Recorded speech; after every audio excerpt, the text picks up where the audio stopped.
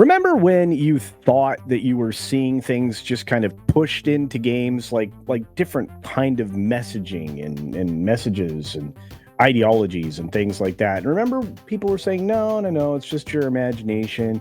They're just being more inclusive. Well, it turns out that we may have been, well, no, that we actually were 100% right. Don't know what I'm talking about? Well, recently, because of The Sims at Gamescom, all of it was confirmed.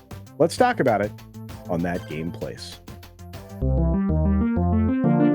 Hi, everybody. Welcome again to That Game Place. And let me tell you, we've got a story for you. And today I get to share it with my pal and content creator extraordinaire, Space Dave 2000. How are you doing, Space Dave?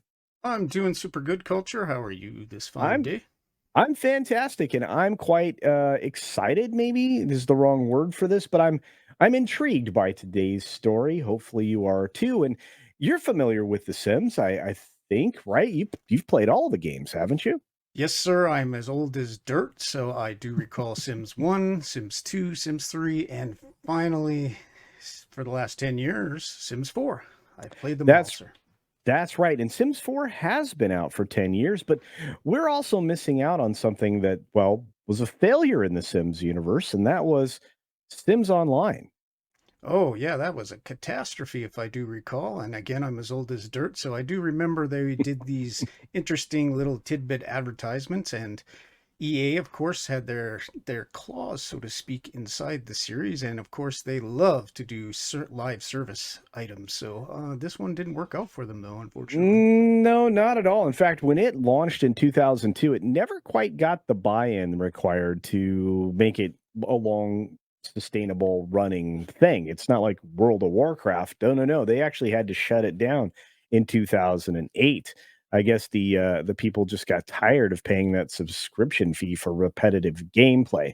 But that's not what we're here to talk about today. What we are here to talk about, of course, is this story coming out of that Park Place. That's right. That Game Place, that Park Place work hand in hand. And we're going to talk about Gamescom admitting admitting that a gay producer pushed queer agenda into video games with The Sims. Does Oh that my surprise you gosh. at all there? Culture, if you could see my face right now, it'd be a Pikachu, surprise Pikachu face. Oh, okay. Pikachu surprise face. Yeah. All right. Well, very good. So John put this article together, and it seems like the annual trade show that's in Cologne, Germany, Gamescom, admitted outright in front of everybody that John Facian, I'm going to say, pushed the queer agenda into video games with The Sims. Well, you weren't imagining it, folks. It was being done intentionally.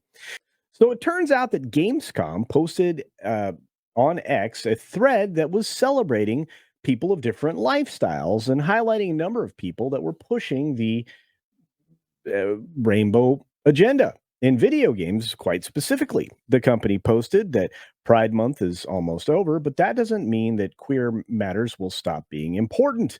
Today, we want to introduce just a few of the many talented people that are an integral part of the gaming industry. Because whether you want to believe it or not, gaming and being queer can go hand in hand just fine.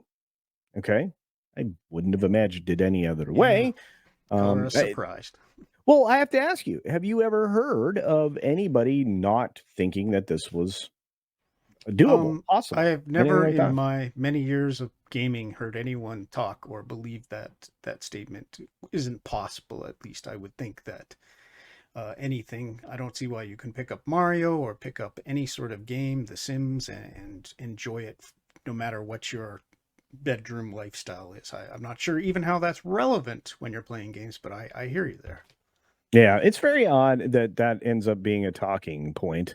But I will say this that at the end of the thread, it highlighted the person we're talking about here, John Facian. And the company wrote that last but not least, John Facian, I'm saying his name that way because I don't know another way to say it, who has more or less on purpose, pathed the way for queer characters in video games with his work on The Sims.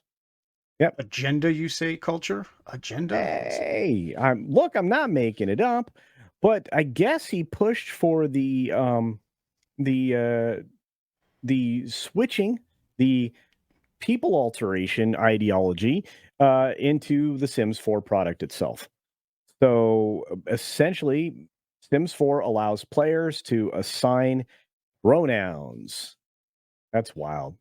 Yeah. Is I put The Sims 4 down a while ago because I Mhm. felt it was a bit repetitive, and I do not recall pronouns being part of it at least 2 years ago. So this must be more It's recent. and strangely enough, it has been in the last 2 years, I know, because I noticed myself. I picked up the, Sims 4, again, because it happened to be loaded in the storage of my PS5 and, was a little bit, like, surprised. But, hey, I mean, look, if this is something that you want to do, I don't know what was stopping you from putting pronouns in parentheses before or after your character name, but, it is what it is.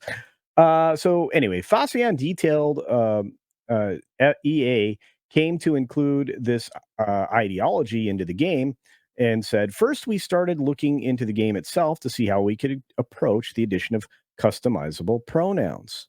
All right. We went through a couple of different explorations, but ultimately, where we landed was to create a system that allows for pronouns to be defined by the player and have those then be used in multiple different text strings. That had to be interesting to program. For You ever sure. So, program dialogue like that, Space Dave? no, I've never had that pleasure, but what you're telling me here, culture, is that I Mhm. can put attack helicopter now as my pronoun? Is that what we're saying? I would imagine so, and maybe those of you at home can try that and let us know if it works. But hey, if you want to be an AH-64, I mean, nobody's Awesome. going to stop you. But Okay. anyway, so they went on to talk about all the different activist organizations that they were reaching out with. And we reached out to our partners, It Gets Better Project and GLAD, and work with them to learn more about how pronouns are used, particularly by people who would like to not be what they are. So, through this research and through doing a deep dive into the game, we've learned about all the different complex areas that the general populace experiences in the world in Sims 4.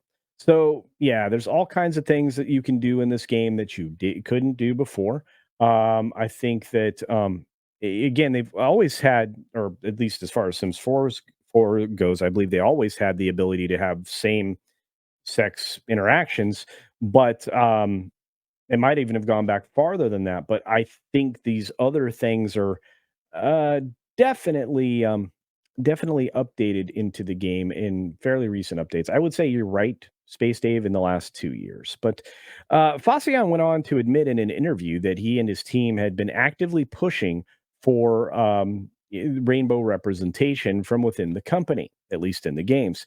He said, like Phil, I guess Phil Ring is an executive producer there, said, we've been thinking about this for a long time and it's been very near and dear to us, especially those of us who are members of the LGBTQIA plus community. But this time around, we're seeing not only internally us advocating for it, but also saw players saying that on Twitter, well, if they were people, you don't know, they could be bots, and social media, well, Twitter is social media, so well done. And we really felt like this was time for us to be upfront about it and put our best foot forward. So they saw an opportunity and they took it, I think. This sounds very familiar, like another It company that we know about that talks this way now, but that's a different story. Sorry. It absolutely does. So he also did an interview with The Guardian, made it absolutely clear that he was pushing the gay agenda not only into the games he makes, but in the people who make them. Oh boy. What can Um what does that mean exactly? What does that mean? That's I disturbing to me, but I'm yeah, curious. I tell you what, I'm not in the position to kind of roll into my speculation there and just say that obviously this has been going on for some time. Hmm. I guess Ring, who is also gay, informed The Guardian that he was actively attempting to indoctrinate gamers into the gay lifestyle. Um, Is that a direct quote? Let's read it. He said, "The next generation can see this representation. They don't have to have the same experiences that others may have had growing up. Um, Decades ago, there wasn't a lot that you could see in the gaming space or even media in general that felt like it was your identity. Well, yeah, we weren't invested in identitarian politics, but I'll keep going. Now you can see more of it, and it's really important. I'm hopeful that the industry can start to take on this challenge." So I'm not sure if it was a direct quote. If it was, that would have been handy to include. But all in all, I would say that this confirms a lot of people's suspicions. And I don't know. Space Dave, do you think that this is now being overly represented in the gaming space?